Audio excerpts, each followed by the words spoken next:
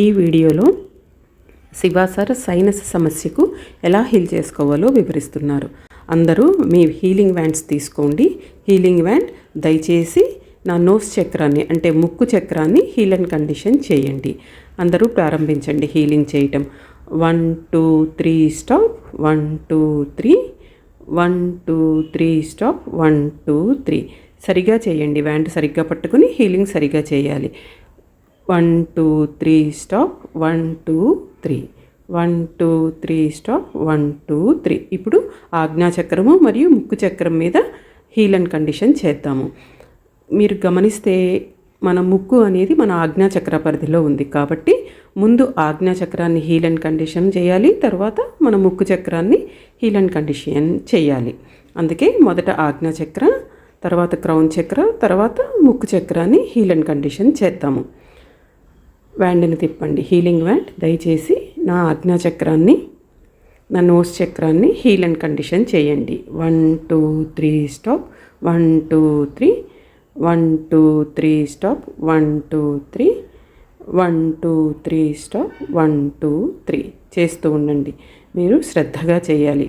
ఇప్పుడు కుడి చెంపచక్రం, ఎడమ చెంపచక్రంని హీల్ అండ్ కండిషన్ చేద్దాము. 1 2 3 స్టాప్, 1 2 3, 1 2 3 స్టాప్, 1 2 3, 1 2 3 స్టాప్, 1 2 3. వ్యాండ్ సరిగా కదులుతోందా? ఇప్పుడు మీకు ఎలా అనిపిస్తుంది? బాగానే ఉందా? మీకు బాగానే ఉంది అన్నవారు వెళ్ళి కూర్చోవచ్చు.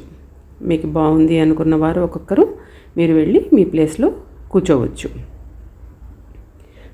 మీకు ఇంకా సరిగా అవ్వలేదన్నవారు చేస్తూ ఉండండి. 1 2 3 స్టాప్, 1 2 3, 1 2 3 స్టాప్, 1 2 3. ఇతనికి ఇంకా హీల్ కాలేదు. సార్ మీకు హీల్ కాలేదా? శివ సారు ఆయన్ని సెన్స్ చేశారు.